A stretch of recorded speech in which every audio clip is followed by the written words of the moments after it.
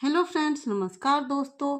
आज की स्टोरी का नाम है the books of under the bridge, किताब की दुकान ब्रिज के नीचे। इस स्टोरी के थ्रू आप नए वर्ड्स सीखेंगे, साथ में सेंटेंस के स्ट्रक्चर को देखेंगे और यह भी जानेंगे कि कैसे एक छोटी सी लाइब्रेरी बहुत बड़े सपनों को पूरा कर सकती है। वह दिल्ली जैसे बड़े शहर में beneath and old bridge, beneath का मतलब होता है के नीचे, यह एक प्रीपोजिशन है। एंड ओल्ड ब्रिज, एक पुराने ब्रिज के नीचे। दिल्ली जैसे शहर में एक पुराने ब्रिज के नीचे कबीर, एक कबीर नाम का व्यक्ति था। और रिटायर्ड टीचर, एक सेवानिवृत्त शिक्षक। सेटअप यानी कि लगाया। अ टाइनी बुक कॉर्नर, एक छोटी किताब की दुकान।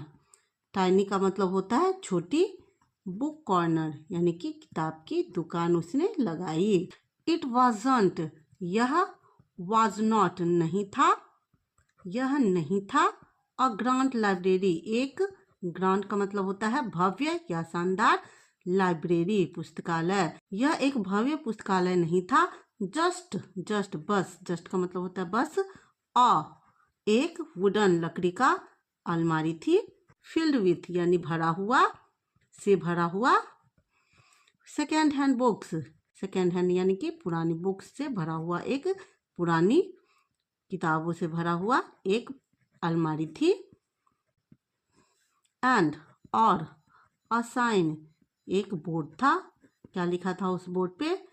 Free reading for curious mind, मुफ्त, फ्री का मतलब मुफ्त होता है, रीडिंग यानी पढ़ना या अध्ययन करना। फॉर, के लिए। क्यूरियस माइंड, क्यूरियस का मतलब होता है जिज्ञासु, माइंड यानी कि मन या दिमाग। एक भव्य पुस्तकालय नहीं था। जस्ट अ वुडन शेल्फ, बस एक लकड़ी की अलमारी थी। फील्ड विथ मतलब भरा हुआ था। फील्ड विथ मीन्स भरा हुआ था। सेकेंड हैंड बुक्स यानी पुरानी किताबों से। एंड, और, अ साइन, एक बोर्ड था। क्या बोर्ड था? Free reading for curious minds, जिज्ञासु मन के लिए मुफ्त में किताबें। ओके। एवरी आफ्टरनून, हर दोपहर। अनन्या नाम की एक लड़की थी। अ यंग गर्ल, एक छोटी लड़की। हु सोल्ड फ्लावर्स, हु का मतलब जो होता है, सोल्ड यानी बेचती थी। सेल का सेकेंड फॉर्म सोल्ड होता है, बेचती थी। Flowers, fool. नियर बाय, के नजदीक, एक छोटी लड़की जो नजदीक में फूल बेचती थी। वुड स्नीक अवे, चुपके से चली आती थी। वुड स्नीक अवे का मतलब होता है चुपके से चले आती थी। टू रीड, पढ़ने। अ बुक, एक किताब। Under, Kabir's watchful eyes, under नीचे। कबीर्स यानी कबीर के। वॉचफुल यानी कि चौकस। आईज नजर या आंखों। एक अनन्या नाम की लड़की जो पास में ही फूल बेचती थी, वह चुपके से बुक पढ़ने आ जाती थी। यह मीनिंग हुआ अंडर कबीर्स वॉचफुल आई, इसका मतलब हुआ कि कबीर के चौकस नजर के सामने वह पढ़ती थी। सी लव्ड स्टोरीज, वह लव्ड प्यार करती थी, पसंद करती थी। स्टोरीज कहानियां, वह कहानियां पसंद करती थी। बट लेकिन, कुडंट अफोर्ड, वह नहीं कर सकती थी। स्कूल यानी कि उसके पास स्कूल जाने के लिए कुछ सुविधा नहीं थी। वन डे, एक दिन। कबीर नोटिस्ड, कबीर ने ध्यान दिया, एक दिन कबीर ने ध्यान दिया। Ananya struggling with a math problem, Ananya struggling परेशान थी, विथ या जूझ रही थी, से अ मैथ प्रॉब्लम, एक गणित की समस्या से वह जूझ रही थी। In an old text book, एक पुराने किताब में, एक पुरानी टेक्स्ट बुक में वह किसी मैथ प्रॉब्लम को सॉल्व करना चाह रही थी, बट उसे हो नहीं रहा था। Instead of just offering help, instead of के बजाय, इंस्टेड ऑफ का मतलब होता है के बजाय, जस्ट ऑफरिंग हेल्प बस मदद करने के या मदद की पेशकश करने के। ही बिगेन, उसने शुरू किया, क्योंकि वो ध्यान दे रहा था, वो पढ़ने आ रही थी। उसने, ही बिगेन, उसने शुरू किया। टीचिंग हर, उसे पढ़ाना। एवरी इवनिंग, हर शाम। बस मदद करने की जगह उसने हर शाम उसे पढ़ाना शुरू किया। मंथ्स टर्न इनटू ईयर्स, महीने सालों में बदल गए। टर्न्स इनटू यानी कि बदल गए, ईयर्स सालों में, महीने सालों में बदल गए। एंड और अनन्या, डिवोट का मतलब होता है आत्मसात करना, यानी कोई हमें कुछ बताते हैं उनको हम अपने अंदर उतार लेते हैं।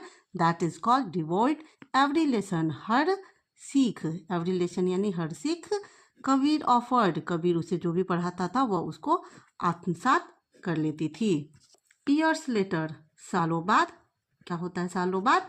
अनन्या वॉक बैक, सालों बाद अनन्या वापस आई।